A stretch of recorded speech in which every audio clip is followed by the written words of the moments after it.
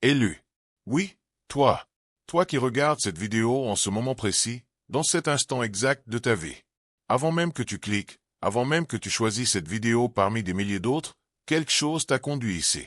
Et je vais te dire ce que peut-être personne n'a osé te dire clairement. Ce n'était pas un hasard. Ce n'était pas l'algorithme. Ce n'était pas la curiosité. C'était une convocation. Dieu t'a convoqué à cet instant précis parce qu'il a quelque chose à te dire, quelque chose que tu as besoin d'entendre aujourd'hui. Pas demain. Pas dans une semaine, aujourd'hui. Et si tu restes jusqu'à la fin de cette vidéo, je te promets que quelque chose va bouger à l'intérieur de toi. Quelque chose de profond. Quelque chose d'irréversible. Avant d'aller plus loin, abonne-toi à cette chaîne maintenant. Pas parce que c'est une formule, mais parce que si cette vidéo t'a trouvé, les prochaines te trouveront aussi, et tu ne peux pas te permettre de les manquer. Active la cloche. Rejoins cette famille. Cet espace a été créé pour toi, pour les élus qui cherchent plus que des réponses superficielles, pour ceux qui savent qu'il y a quelque chose de plus grand qui les attend. Maintenant laisse-moi te poser une question. Est-ce qu'il t'est déjà arrivé de te sentir complètement à part? Comme si tu vivais dans le même monde que tout le monde, mais que tu n'appartenais pas vraiment à ce monde?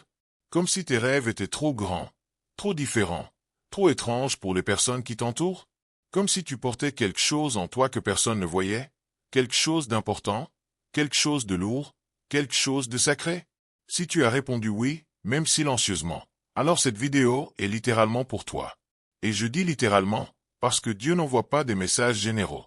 Il parle à des personnes spécifiques, dans des moments spécifiques, pour des raisons spécifiques.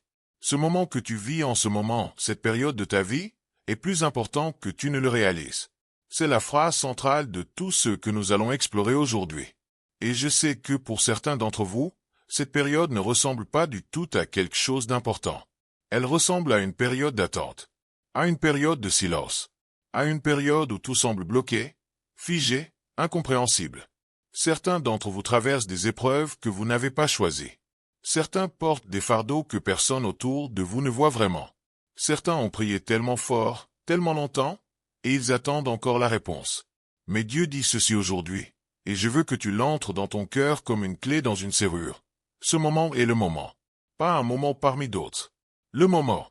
Celui où tout ce que tu as vécu, tout ce que tu as traversé, tout ce que tu as cru sans voir, commence à prendre sens. Et ensemble, dans les prochaines minutes, nous allons décoder ensemble ce que Dieu est en train de faire dans ta vie, pourquoi ce moment compte plus que tu ne l'imagines, et comment te positionner pour recevoir ce qui t'est destiné. Tape dans les commentaires le mot convoqué si tu crois que Dieu t'a amené ici intentionnellement ce soir. Je veux voir tes prénoms. Je veux voir ta foi. Parce que cette section de commentaires va devenir un hôtel de déclarations puissantes avant la fin de cette vidéo. Le jour où tu as arrêté d'entendre Dieu, ou du moins où tu as cru qu'il s'était tu, quelque chose a changé en toi. Quelque chose s'est refermé. Pas brutalement, non. Doucement. Comme une flamme qui ne s'éteint pas d'un seul souffle, mais qui vacille, qui tremble, qui rétrécit jusqu'à n'être plus qu'une lueur fragile dans l'obscurité de tes questions sans réponse. Et dans ce silence-là, le doute a commencé à parler. Parce que le doute, lui, ne se tait jamais. Il comble tous les espaces que la foi laisse libres. Il murmure, peut-être que tu n'as jamais vraiment été choisi. Peut-être que tout ce que tu as cru était une illusion. Peut-être que tu pries dans le vide. Voilà ce que personne ne te dit sur le silence de Dieu. Ce n'est pas un abandon. C'est une architecture. Dieu construit dans le silence des choses que le bruit aurait détruites. Quand il se tait, ou quand il te semble qu'il se tait, ce n'est pas parce qu'il t'a oublié. C'est parce qu'il est en train de travailler sur quelque chose d'une précision tellement chirurgicale, d'une délicatesse tellement absolue, que le moindre son extérieur risquerait de compromettre l'œuvre. Tu es dans l'atelier de Dieu. Et dans un atelier de maître, on n'entend que le travail, pas les conversations. Pense à ce que représente le silence dans les grandes œuvres humaines. Le sculpteur qui retire des morceaux de marbre, il ne parle pas. Le chirurgien au bloc opératoire, il ne bavarde pas. Le compositeur qui entend une mélodie intérieure avant de la mettre sur papier, il se coupe du monde. Le silence n'est pas l'absence de travail. Le silence est souvent la preuve que le travail le plus intense est en cours. Et toi, tu es l'œuvre. Tu es la sculpture. Tu es la partition. Tu es l'opération délicate que Dieu conduit avec une précision infinie. Chaque période de silence dans ta vie spirituelle a correspondu à une transformation que tu n'aurais pas pu supporter si tu l'avais vu arriver en temps réel. Dieu te protège de l'implosion de ta propre destinée. Il te donne le résultat, pas le processus, parce que le processus te ferait peur. Mais voici ce qui empoisonne tout, on compare. On voit les autres qui semblent entendre Dieu clairement, qui semblent avoir des signes permanents, des confirmations constantes, une vie spirituelle qui rayonne en plein soleil. Et on se demande, pourquoi eux et pas moi? Pourquoi est-ce qu'ils reçoivent et pas moi? Cette comparaison est le piège le plus sophistiqué que l'ennemi ait jamais tendu aux élus. Parce qu'il sait que si tu te compares, tu doutes. Et si tu doutes, tu te déplaces de ta position. Et si tu te déplaces, tu rates le moment précis où la bénédiction devait arriver. Le silence de Dieu dans ta vie n'est pas un refus. C'est une préparation. C'est l'espace sacré dans lequel tu es en train d'être formé pour quelque chose que ta version actuelle ne pourrait pas encore contenir. Reste. Tiens bon. Le silence va parler. Écris atelier dans les commentaires si tu comprends aujourd'hui que Dieu travaille sur toi, même dans le silence. Déclare-le. Que tes doigts confirment ce que ton cœur commence à croire à nouveau. Ce que personne ne te dit sur ton épreuve, c'est qu'elle a une adresse. Elle n'est pas tombée du ciel par accident. Elle n'est pas le fruit du hasard ou de la malchance ou d'un univers indifférent. Ton épreuve a une adresse, et cette adresse c'est toi. Pas parce que tu es maudit. Pas parce que tu mérites de souffrir. Mais parce que les épreuves les plus grandes ne sont jamais envoyées aux gens ordinaires. Elles sont réservées aux porteurs de destinées extraordinaires. Et si tu es en train de traverser quelque chose d'immense, quelque chose qui dépasse ta compréhension, quelque chose qui te semble injuste et disproportionné, c'est parce que ce que tu portes en toi est également immense, et que l'ennemi le sait mieux que toi. Pense à Joseph. Ce jeune homme aux rêves extraordinaires. Ses propres frères l'ont vendu comme esclave. Vendu. Par sa propre famille. Imagine la trahison. Imagine la douleur. Imagine les nuits dans le fond de la citerne avant d'être arraché et revendu. Et pourtant, dans chaque couche de l'épreuve de Joseph, il y avait quelque chose de révélateur. Potiphar le rachète, et Joseph prospère. On l'accuse faussement, on l'emprisonne, et Joseph prospère encore. Il interprète des rêves, il est oublié, il reste en prison, et Joseph continue de croire. Pourquoi? Parce que chaque épreuve ne le réduisait pas. Elle l'élargissait. Elle étendait sa capacité à contenir la gloire qui lui était destinée. Ton épreuve révèle ta capacité à contenir. Chaque fois que tu traverses quelque chose de difficile et que tu ne te brises pas, tu prouves à toi-même, aux cieux et à l'ennemi que tu peux contenir plus. Et ce que tu peux contenir, Dieu peut te le confier. Ce qui ne peut pas être contenu est renversé. Ce qui peut être contenu est sanctifié et multiplié. Mais allons plus loin. Ton épreuve révèle aussi ta véritable identité. Les pressions les plus intenses révèlent ce qu'il y a vraiment au cœur d'une chose. Le charbon sous pression devient diamant. Le raisin pressé devient vin. L'olive broyée devient huile. Et toi, sous la pression de ce que tu traverses, quelque chose de précieux est en train d'être extrait. Ta vraie foi.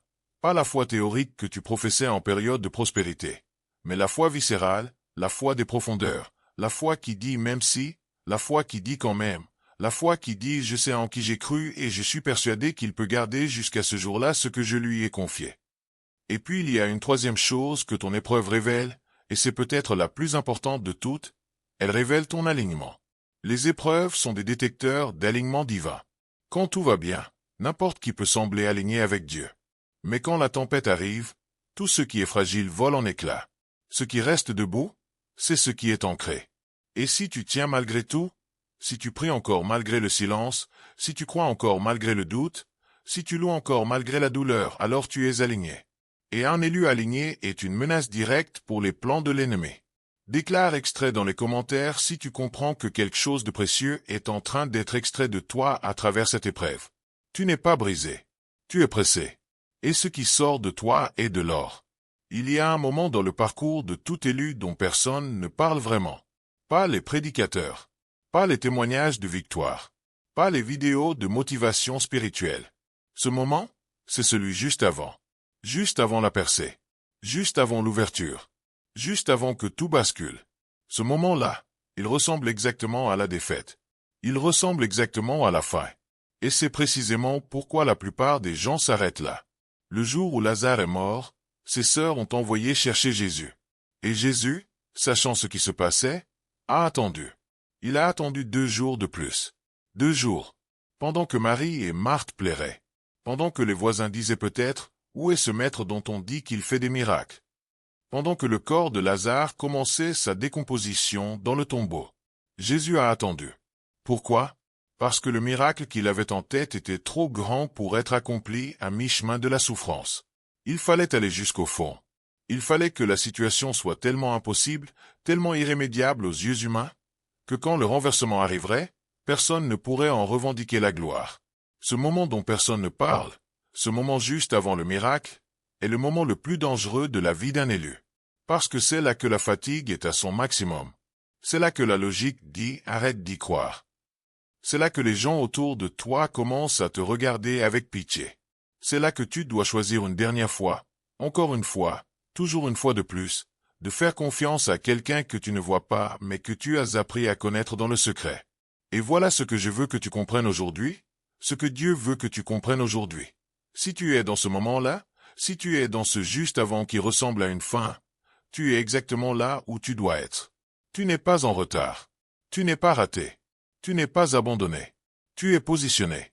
Et dans le vocabulaire du ciel, être positionné juste avant le renversement est l'endroit le plus stratégique qui soit.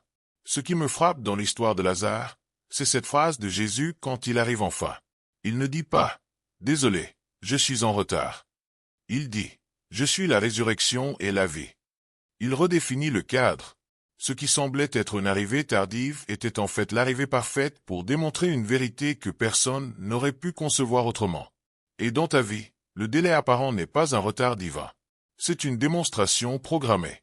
Écris Lazare dans les commentaires si tu es dans ce moment juste avant. Si tu attends encore. Si tu tiens encore. Lazare n'était pas perdu. Il était en attente du bon moment. Et toi aussi. Il y a des nuits où tu t'es senti absolument invisible. Des nuits où tu as pleuré sans que personne ne le sache. Des matins où tu as souri pour le monde extérieur alors que l'intérieur était un chaos silencieux. Des moments où tu as porté des poids si lourds que tu ne savais même plus comment les décrire en mots. Et dans ce moment-là, la question la plus profonde de l'âme humaine n'est pas « quand est-ce que ça va aller mieux ?» C'est « est-ce que quelqu'un me voit vraiment ?» Et Dieu te répond aujourd'hui, dans cette vidéo, à travers ces mots. Je te vois. Je t'ai toujours vu. Pas la version que tu montres au monde. Pas la version construite pour être acceptée. Pas la façade. Toi. Le vrai toi. Celui qui doute dans le noir. Celui qui espère malgré les cicatrices. Celui qui a été blessé à des endroits que personne ne peut toucher. Celui qui porte des rêves si grands qu'il n'ose même plus les dire à voix haute par peur du ridicule. Ce toi-là, Dieu le connaît. Et ce toi-là, Dieu l'aime. Intégralement. Sans condition. Sans réserve. Être vu par Dieu, c'est une expérience qui transforme tout. Dans la Bible, il y a une femme qui s'appelle Agar. Une esclave. Sans statut. Sans voix. Rejetée par sa maîtresse. Seule dans le désert avec son enfant qui allait mourir de soif. Et Dieu lui apparaît. Et ce que Dieu lui dit n'est pas une grande promesse théologique. Il lui dit juste « Je t'ai vu ». Et Agar donne à Dieu un nom que personne d'autre dans toute la Bible ne lui donnera. El Roi. Le Dieu qui voit. Parce que parfois, tout ce dont une âme a besoin pour continuer à vivre, c'est de savoir qu'elle n'est pas invisible. Tu n'es pas invisible. Tu n'as jamais été invisible. Chaque larme que tu as versée dans le secret a été comptée. Chaque prière murmurée dans la nuit a été reçue. Chaque acte de foi que tu as posé sans témoin humain a été enregistré dans des registres éternels. Rien de ce que tu as vécu n'a été perdu. Rien de ce que tu as semé dans les larmes ne sera moissonné dans la honte. Dieu dit, celui qui sème dans les larmes moissonnera dans la joie. Ce n'est pas une belle métaphore. C'est une loi spirituelle. Et les lois spirituelles sont plus fiables que les lois de la physique. Être connu de Dieu va encore plus loin qu'être vu. Être vu, c'est être observé. Être connu, c'est être compris. Et Dieu ne te comprend pas superficiellement.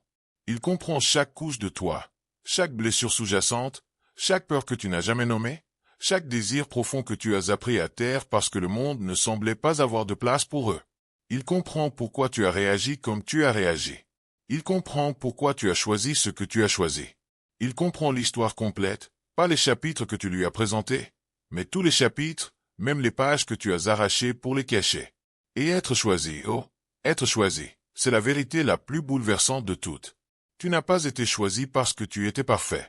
Tu n'as pas été choisi parce que tu n'avais pas de faille. Tu as été choisi précisément tel que tu es, avec tout ce que tu portes, avec toutes tes contradictions, avec toute ta complexité. Parce que Dieu ne choisit pas des trophées. Il choisit des vases. Et les vases les plus utiles ne sont pas les plus beaux. Ce sont ceux qui ont été les plus vidés, pour pouvoir être les plus remplis. Tape « Je suis VU » dans les commentaires si cette vérité touche quelque chose en toi aujourd'hui. Que tes mots soient une déclaration d'identité. Tu es vu. Tu es connu. Tu es choisi. L'attente est peut-être la discipline spirituelle la plus difficile de toutes. Plus difficile que le jeûne. Plus difficile que la prière longue. Plus difficile que la louange dans la tempête. Parce que l'attente ne demande pas un acte ponctuel de courage. Elle demande une foi soutenue, constante, renouvelée chaque matin, dans un contexte qui ne change pas. Et l'attente prolongée a une façon très particulière de tester non pas ce que tu fais, mais ce que tu es. Voici ce que personne ne veut vraiment entendre sur l'attente. Dieu ne te fait pas attendre parce qu'il n'est pas prêt à agir. Il te fait attendre parce que tu n'es pas encore prêt à recevoir. Et il y a une différence fondamentale entre ces deux réalités. Quand on croit que Dieu attend, on peut être en paix. Quand on croit que c'est nous qui ne sommes pas prêts, l'ego résiste. Mais la vérité libératrice, c'est que le fait de ne pas être encore prêt n'est pas une condamnation. C'est simplement un état temporaire d'incomplétude que Dieu est en train de résoudre en temps réel. Imagine qu'on te donne les clés d'une maison extraordinaire avant que tu aies appris à en prendre soin. La maison ne devient pas moins extraordinaire. Mais ce qui se passe à l'intérieur risque d'être catastrophique. Dieu ne peut pas te confier ce qui t'est destiné avant que tu sois capable de le gérer, de le garder, de le multiplier, de le partager correctement. Et cette capacité-là, elle ne se télécharge pas. Elle se développe. Dans le temps, dans l'épreuve, dans la prière, dans les nuits de doute où tu as quand même choisi de faire confiance. Abraham a attendu 25 ans entre la promesse et l'accomplissement. 25 ans. Et pendant ces 25 ans, il y a eu des moments de découragement. Il y a eu des erreurs humaines, Ismaël en est la preuve. Il y a eu des moments où la logique humaine a essayé de prendre les devants parce que Dieu semblait trop lent. Et pourtant, quand l'heure d'Isaac est arrivée, c'était l'heure exacte. Pas une minute trop tôt. Pas une minute trop tard. L'heure parfaite selon une horloge que nous ne savons pas lire. Ton attente est une formation. Elle forme ta patience, qui est une force, pas une faiblesse. Elle forme ton discernement, parce qu'attendre t'apprend à distinguer les voies. Elle forme ta gratitude, parce qu'on n'apprécie jamais autant ce qu'on a reçu facilement que ce qu'on a attendu longtemps. Et elle forme ta capacité à encourager les autres, parce que celui qui a connu l'attente peut parler aux gens qui attendent d'une façon que celui qui a tout eu rapidement ne peut pas. Écris en formation dans les commentaires si tu acceptes aujourd'hui que ton attente est une formation divine, pas une punition. Déclare-le sur ta vie. L'attente prend fin. La formation prépare quelque chose d'éternel. Le jour où tu as commencé à te comparer aux autres dans ta foi, quelque chose s'est discrètement fracturé. Pas cassé, fracturé. Cette fine fissure qui ne se voit pas de l'extérieur mais qui affaiblit la structure de l'intérieur. Parce que la comparaison spirituelle est peut-être le piège le plus sophistiqué que l'ennemi ait jamais conçu. Elle ne ressemble pas à un péché évident. Elle ressemble à une observation raisonnable. Elle ressemble à de la lucidité. Et c'est précisément ce qui la rend si dangereuse. Tu vois quelqu'un d'autre qui semble avoir une relation directe avec Dieu. Des confirmations permanentes. Des signes qui tombent comme des évidences. Une prospérité qui semble couler naturellement de leur foi. Et tu te demandes, pourquoi eux? Qu'est-ce qu'ils font que je ne fais pas? Est-ce que leur prière est plus puissante que la mienne? Est-ce que Dieu les aime différemment? Est-ce qu'il y a quelque chose en moi qui bloque, qui empêche, qui disqualifie? Et voilà le mensonge au cœur de la comparaison. Il suppose que Dieu travaille avec tout le monde de la même façon, selon le même calendrier, avec les mêmes méthodes. Mais Dieu est infiniment plus créatif que ça. Il a autant de façons d'aimer que de personnes à aimer. Il a autant de chemins vers la destinée qu'il y a d'élus marchant vers elle. Ce que tu vois dans la vie de l'autre n'est pas un modèle. C'est leur chemin. Et comparer ton chemin au leur, c'est comme comparer deux fleuves qui arrivent à la même mer. Ils ne prennent pas la même route. Ils n'ont pas les mêmes obstacles. Ils n'ont pas la même vitesse. Mais ils arrivent. Pierre, après sa restauration, a regardé Jean et a demandé à Jésus. Et lui, qu'est-ce qui lui arrivera? Et Jésus lui a répondu quelque chose de saisissant. Si je veux qu'il demeure jusqu'à ce que je vienne, que t'importe? Toi, suis-moi. Toi, suis-moi. C'est la réponse divine à toute tentation de comparaison. Ce qui est prévu pour l'autre ne te regarde pas. Ce qui est prévu pour toi te concerne entièrement. Et ton seul travail est de suivre le chemin qui t'a été tracé, à la vitesse qui t'a été donnée, avec les ressources qui t'ont été confiées. La comparaison te fait quitter ta voie pour regarder la voie de l'autre. Et pendant que tu regardes, tu t'éloignes. Et plus tu t'éloignes, plus tu as l'impression d'être en retard, parce que tu n'es plus sur ta propre route. Reviens. Reviens sur ton chemin. Reviens dans ton espace d'onction. Ce que Dieu a prévu pour toi ne peut pas être accompli par quelqu'un d'autre. Et ce que quelqu'un d'autre est en train de vivre n'était pas prévu pour toi. Tape chemin unique dans les commentaires si tu décides aujourd'hui d'arrêter de te comparer et de te reconcentrer sur ta propre trajectoire divine. Tu es irremplaçable dans le plan de Dieu. L'original ne se compare jamais à la copie. Il y a une réalité du royaume de Dieu que nous oublions trop souvent parce que nous sommes des êtres visuels, des créatures du sensible, des personnes qui ont besoin de voir pour croire. Et cette réalité, c'est celle-ci. Ce que Dieu prépare pour toi est toujours plus grand dans l'invisible que ce que tu peux voir dans le visible. Le visible est toujours le retard sur l'invisible. Ce que tu vois aujourd'hui est ce que Dieu a décidé il y a longtemps. Ce qu'il décide aujourd'hui, tu le verras dans les saisons à venir. Et ce qu'il prépare en ce moment même pour toi dépasse tout ce que tu pourrais imaginer dans ta saison actuelle. Derrière la scène de ta vie, dans les coulisses que tu ne peux pas voir, il se passe des choses extraordinaires. Des portes sont en train d'être ouvertes dans des chambres où tu ne connais encore personne. Des connexions sont en train d'être préparées entre toi et des personnes qui vont changer le cours de ta vie. Des ressources sont en train d'être alignées. Des obstacles sont en train d'être retirés. Des cœurs sont en train d'être préparés à te recevoir. Des opportunités sont en train d'être mûries au point exact où tu en auras besoin. Et tout cela se passe maintenant. Pendant que tu attends. Pendant que tu doutes. Pendant que tu pries dans l'obscurité. Pense au rouage d'une montre. À l'extérieur, tu vois juste les aiguilles qui bougent. Mais à l'intérieur, il y a des dizaines de mécanismes précis, de ressorts tendus, de roues dentées qui s'emboîtent parfaitement.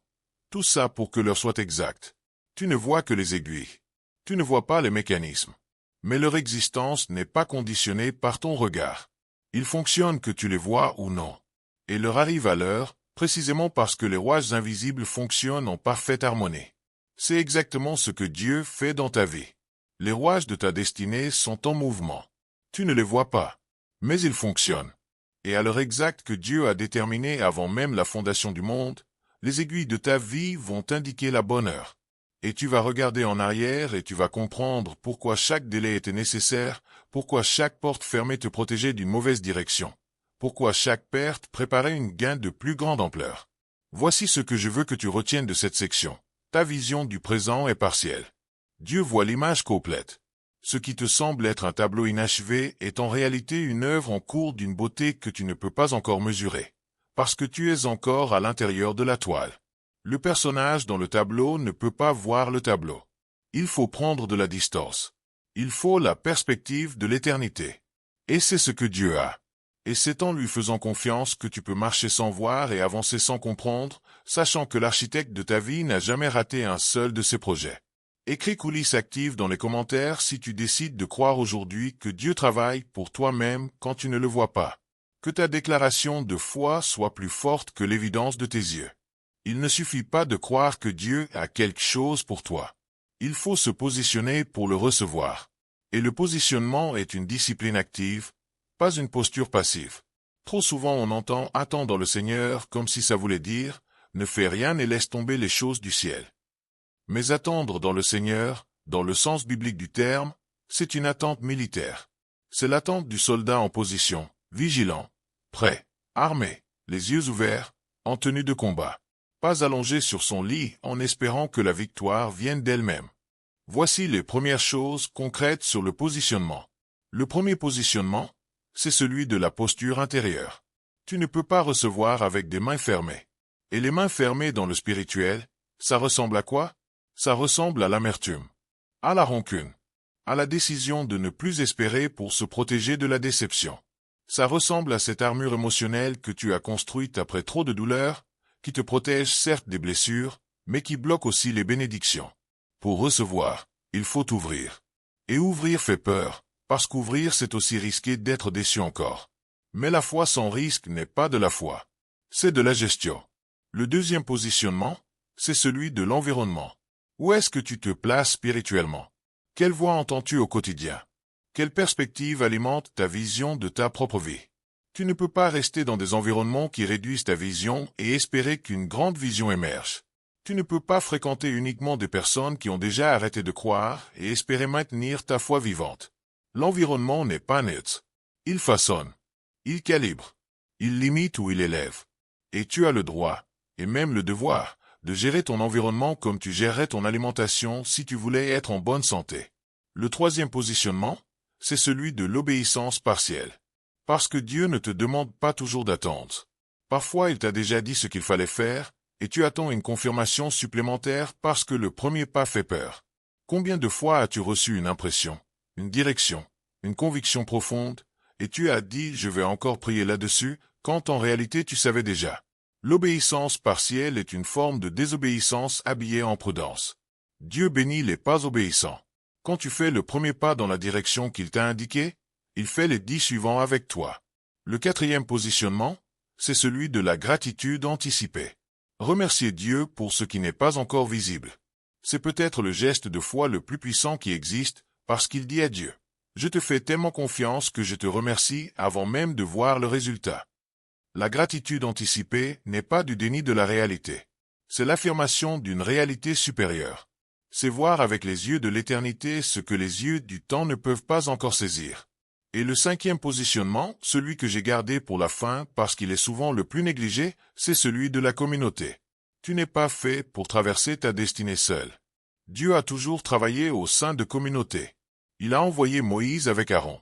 Il a donné à David une armée de guerriers fidèles. Il a entouré Jésus de 12. Et toi, tu as besoin de personnes autour de toi qui connaissent ton nom, qui prient pour toi par nom, qui peuvent te tenir debout quand tu n'en peux plus. Si tu n'as pas encore cette communauté, commence à la construire. Elle commence peut-être avec une seule personne, mais elle est essentielle. Écris « Je m'y positionne » dans les commentaires et ajoute un seul mot qui décrit le positionnement sur lequel tu as le plus besoin de travailler. Gratitude, obéissance, ouverture, environnement ou communauté. Un seul mot. Et laisse cette déclaration devenir un engagement. Nous voici à la dernière section de cette vidéo. Et avant de te dire ce que Dieu veut que tu emportes avec toi, je veux faire une chose. Je veux m'adresser directement à chaque catégorie de personnes qui est devant cet écran en ce moment, parce que Dieu m'a mis sur le cœur que cette vidéo rejoindrait des personnes dans des situations très différentes et que chacune d'elles a besoin d'entendre une parole spécifique. Pour toi qui es épuisé. Toi qui as prié pendant si longtemps que la prière ressemble maintenant à un effort plutôt qu'à une conversation. Toi qui t'es levé tellement de fois de la même épreuve que tu ne sais même plus si tu as encore la force de te lever une fois de plus. Dieu te dit ceci, ton épuisement n'est pas une honte. Ton épuisement est la preuve que tu as lutté. Et celui qui a lutté a participé. Et celui qui a participé n'est pas resté spectateur de sa propre vie. Tu es dans la lutte. Et la lutte, même épuisante, même douloureuse, même incompréhensible, est préférable à la résignation. Mais entends Dieu aujourd'hui, repose-toi en lui. Pas loin de lui. Oh lui. Comme Élie sous le genévrier, qui était tellement épuisé qu'il ne pouvait plus rien demander sinon de mourir, et Dieu n'a pas commencé par lui faire un discours. Il l'a nourri. Il l'a laissé dormir. Il l'a nourri encore. Parce que la route qui te reste est encore longue, et que tu as besoin de force que tu ne peux pas te donner toi-même. Laisse Dieu te nourrir. Laisse-toi être soutenu. Ce n'est pas de la faiblesse. C'est de la sagesse. Pour toi qui es en pleine tempête, toi dont la vie ressemble en ce moment à une situation incontrôlable, trop de choses en même temps, trop de fronts à gérer, trop de décisions à prendre avec trop peu de clarté. Toi qui regardes l'horizon et qui ne vois que des nuages noirs dans toutes les directions. Dieu te dit, je suis dans la barque avec toi. Je n'ai pas quitté ta barque pendant la tempête. Je peux sembler endormi. Mais les disciples qui ont paniqué n'ont pas compris que la présence de Jésus dans la barque rendait le naufrage impossible. Si Jésus est dans ta barque ne peut pas couler. Elle peut être secouée, elle peut être remplie d'eau jusqu'au bord, tu peux être trempé et terrifié, mais elle ne peut pas couler. Parce que celui qui commande au vent et aux vagues est avec toi. Et quand tu auras traversé cette tempête, tu ne seras plus jamais le même. Pas parce que tu n'auras plus peur, mais parce que tu sauras que tu as traversé avec lui. Pour toi qui es dans une période de doute, toi qui n'osais même pas regarder cette vidéo au début parce que tu te sentais trop loin de Dieu, trop abîmé dans tes questions, trop honnête pour prétendre que ta foi est intacte. Dieu te dit, le doute ne t'exclut pas. Le doute est souvent le début d'une foi plus profonde, plus vraie, plus adulte que celle que tu avais avant. La foi qui n'a jamais été questionnée est une foi fragile. La foi qui a traversé le doute et qui est sortie de l'autre côté est une foi qui a des racines. Thomas a douté. Et Jésus est apparu spécialement pour lui. Pas pour le condamner. Pour le rencontrer dans son doute et lui donner ce dont il avait besoin pour croire à nouveau. Si tu doutes, tu n'es pas hors de portée de Dieu. Tu es exactement le type de personne que Dieu cherche à rencontrer. Sois honnête avec lui. Il peut gérer ton honnêteté. Il peut même la bénir. Pour toi qui es en attente d'une guérison. Corps, âme ou esprit. Pour toi dont le corps porte une maladie que les médecins n'ont pas encore su traiter. Pour toi dont l'âme porte des blessures d'enfance, de trahison, d'abandon qui n'ont jamais vraiment cicatrisé. Pour toi dont l'esprit est parfois envahi par des ténèbres qui te font peur et que tu ne comprends pas. Dieu te dit, je suis le Seigneur, ton médecin. Ce titre n'est pas poétique. Il est fonctionnel. Il est opérationnel. Il désigne la compétence divine dans le domaine de la restauration. Et Dieu ne fait pas que soulager. Il restaure. Il ne pense pas les plaies pour qu'elles restent des plaies. Il guérit pour qu'il n'y ait plus de traces. Et ta guérison, même si elle prend du temps, même si elle passe par des chemins que tu n'aurais pas choisis, est dans le plan. Elle est incluse dans ta destinée. Reçois-la par la foi avant même de la voir par les yeux. Pour toi qui attends une restauration relationnelle, un mariage, une famille, un enfant, une réconciliation. Pour toi qui portes le poids d'une relation brisée qui semblait impossible à réparer. Dieu te dit, je suis le spécialiste des choses impossibles. Les tombeaux ouverts, les mers divisées, les murailles effondrées, les stériles devenus mères, les ennemis devenus frères. La restauration fait partie du vocabulaire de Dieu depuis la création. Il a restauré ce qui était vide et sans forme et en a fait quelque chose de magnifique. Et il peut faire la même chose avec ce qui semble vide et sans forme dans ta vie relationnelle. Pour toi qui es sur le point de lâcher un rêve que tu portes depuis longtemps, que tu as nourri, que tu as vu se heurter à des murs tellement de fois que tu commences à croire qu'il ne t'appartient peut-être pas vraiment. Dieu te dit ceci, et je veux que tu l'entendes très clairement. Si ce rêve vient de moi, il est indestructible. Tu peux le mettre en veille. Tu peux te décourager. Tu peux penser à y renoncer. Mais le rêve de Dieu ne meurt pas avec ton découragement. Il attend. Et quand le moment sera venu, il renaîtra avec une force et une clarté que tu n'avais pas vues au départ. Joseph a vu son rêve prendre 13 ans avant de s'accomplir. Et quand il s'est accompli au-delà de ce que le rêve initial avait décrit. Ne renonce pas à ton rêve. Laisse Dieu en être le gardien pendant que tu reprends des forces. Et maintenant, une parole pour toi qui regardes cette vidéo sans savoir exactement pourquoi. Tu n'avais pas prévu de regarder ce contenu aujourd'hui. Quelque chose t'a amené là, et tu n'es pas encore sûr de ce que tu ressens. Peut-être que tu es à la lisière de quelque chose. À la lisière de la foi. À la lisière d'une décision. À la lisière d'une vie nouvelle que tu n'as pas encore osé embrasser. Et Dieu te dit, je t'attendais à cette lisière. C'est là que je suis. Pas seulement à l'intérieur du cercle des croyants confirmés, mais à la lisière. Là où tu hésites. Là où tu te demandes si c'est réel. Là où tu as peut-être été blessé par la religion mais pas encore guéri par la relation. Viens, tu es le bienvenu exactement tel que tu es, exactement là où tu en es. L'accueil de Dieu n'a pas de condition d'entrée. Et maintenant, la parole centrale que Dieu veut que tu emportes avec toi, celle qui donne son titre à cette vidéo, celle qui est le message de fond de tout ce que nous avons traversé ensemble aujourd'hui. Ce moment est plus important que tu ne le réalises. Ce moment de ta vie. Cette saison que tu traverses. Ces jours qui ressemblent à des jours ordinaires ou à des jours difficiles ou à des jours de transition. Ces jours sont des jours fondateurs. Ce qui se joue en ce moment dans ta vie intérieure, dans ta relation avec Dieu, dans tes choix quotidiens de foi ou de désespoir, de confiance ou de peur, d'obéissance ou de résistance, tout cela pose des fondations que tu porteras pour le reste de ta vie. Les moments les plus importants de l'histoire ne ressemblaient pas à des moments importants quand ils se vivaient. La nuit de la Pâque en Égypte était une nuit comme les autres pour les Égyptiens. La nuit de la naissance de Jésus était une nuit froide et banale pour Bethléem qui dormait. Le matin de la résurrection était un matin silencieux, juste des femmes qui marchaient vers un tombeau. Les grandes choses de Dieu arrivent souvent dans des moments qui n'annoncent pas leur propre grandeur. Et ton moment actuel, aussi ordinaire ou aussi douloureux qu'il semble, porte peut-être en lui le germe de quelque chose d'extraordinaire. Quelque chose que tu ne peux pas encore voir. Quelque chose que tu ne pourras comprendre qu'en regardant en arrière depuis un endroit de victoire et de grâce. Et là, tu diras, c'était ce moment. C'est là que tout a commencé à changer. C'est là que j'ai décidé de croire encore une fois. C'est là que j'ai ouvert les mains. C'est là que j'ai cessé de comparer. C'est là que j'ai recommencé à marcher.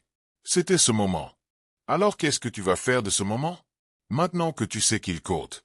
Maintenant que tu sais que le silence n'est pas un abandon. Maintenant que tu sais que ton épreuve révèle ta capacité à contenir la gloire. Maintenant que tu sais que tu es vu, connu et choisi. Maintenant que tu sais que Dieu travaille en coulisses. Maintenant que tu sais comment te positionner. Qu'est-ce que tu vas faire de ce moment? Je te propose 3 décisions concrètes à prendre avant de fermer cette vidéo. La première, décide de recommencer à croire. Pas une foi parfaite. Pas une foi sans question. Mais une foi intentionnelle. Une foi qui dit, malgré tout ce que je ne comprends pas, je choisis de te faire confiance. Cette décision, tu peux la prendre maintenant. Elle prend 2 secondes et elle peut changer l'orientation de tout le reste. La deuxième, décide de faire un acte d'obéissance. Un seul. Celui que tu remets depuis trop longtemps. Appelle cette personne. Commence ce projet. Arrête cette habitude. Fais cette démarche. Un acte. Un pas. Et laisse Dieu prendre les suivants avec toi. La troisième. Décide de te connecter à une communauté. Rejoins cet espace si tu n'en fais pas encore partie. Abonne-toi si ce n'est pas encore fait. Partage cette vidéo avec quelqu'un qui en a besoin. Parce que la foi partagée est une foi multipliée. Et quand tu partages ce que tu reçois, tu ouvres une voie de bénédiction qui revient toujours à son point de départ. Pour terminer, je veux prier avec toi. Et cette prière, je veux que tu la reçoives pas comme des mots sur un écran, mais comme une déclaration prononcée sur ta vie, sur ta destinée, sur ce moment précis de ton existence. Père, je te présente celui ou celle qui regarde cette vidéo en ce moment. Tu sais son nom. Tu connais son histoire. Tu connais ses larmes et ses combats et ses espoirs et ses peurs. Et je te demande de faire ce que toi seul peux faire, rencontrer cette âme là où elle en est. Parle-lui d'une façon qu'elle ne pourra pas ignorer. Confirme en elle l'identité que tu lui as donnée avant même qu'elle soit née. Rappelle-lui qu'elle est vue, qu'elle est connue, qu'elle est choisie. Libère-la du poids de la comparaison. Remplis-la de la certitude que ce moment compte, que cette saison compte, que chaque jour de sa vie compte dans ton plan éternel. Et fais éclore en elle la foi qui permettra à tout ce que tu as préparé de se manifester à l'heure exacte que tu as déterminée. Au nom de Jésus-Christ. Amen. Si tu as reçu cette prière pour toi, écris Amen dans les commentaires. Et ajoute une chose pour laquelle tu as décidé de croire à nouveau aujourd'hui. Une seule chose. Déclare-la. Que les cieux l'entendent. Que la section de commentaires devienne un hôtel de foi vivante. Merci d'avoir regardé jusqu'à la fin. Tu n'es pas là par hasard. Tu y es parce que ce message était pour toi. Partage-le avec quelqu'un qui en a besoin. Abonne-toi si ce n'est pas encore fait. Et reviens dans la prochaine vidéo, parce que Dieu a encore des choses à dire. À très vite, élu. Aujourd'hui, je viens vous dire quelque chose de moi. Pendant 4 ans, j'ai vécu dans le silence. J'ai écrit dans l'obscurité. J'ai versé dans ces pages des vérités que peu de gens osent dire à voix haute.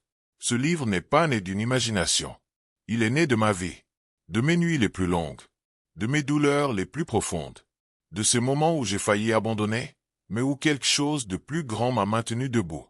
Le titre de ce livre est « Quand l'invisible devient réalité que tes bascule ». Et je vais être honnête avec toi, ce n'est pas un livre ordinaire. Ce n'est pas un livre qu'on lit et qu'on oublie. C'est un livre qui entre en toi, qui remue quelque chose de profond, qui te force à regarder ta vie avec des yeux nouveaux. Dans ces pages, je parle de tout ce qu'on ressent sans pouvoir l'expliquer. Ces signes que tu vois mais que tu n'oses pas interpréter. Ces rencontres qui arrivent au mauvais moment, ou peut-être au bon. Ces épreuves qui te brisent, mais qui te révèlent aussi qui tu es vraiment. Ces périodes sombres où tu souriais devant les autres, pendant qu'intérieurement tu te demandais pourquoi ta vie ressemblait à ça. Tu sais ce sentiment? Cette douleur silencieuse que tu portes depuis longtemps sans savoir comment la nommer? Ce livre est né exactement pour toi. Parce que beaucoup de personnes traversent des combats que personne ne voit. Elles cherchent des réponses que personne ne leur donne. Elles ressentent des choses puissantes, mais n'ont pas les mots pour les comprendre. Ce livre leur donne ces mots. Ce livre donne un sens à ce qu'elles vivent. Et si aujourd'hui cette vidéo s'est arrêtée devant toi, je ne crois pas que c'est un hasard. Peut-être que tu traverses en ce moment une période de transformation. Peut-être que quelque chose dans ta vie est en train de basculer. Peut-être que tu cherches depuis longtemps une réponse, et que tu n'as pas encore trouvé le bon endroit pour la trouver. Ce livre pourrait être cet endroit. Ne laisse pas passer ce moment. Les livres qui changent une vie n'arrivent pas souvent. Et quand ils arrivent, ce sont ceux qui les saisissent qui avancent. Le lien se trouve dans la description et dans le commentaire épinglé. Clique maintenant, lis les premières pages, et laisse ce livre faire ce qu'il est venu faire dans ta vie.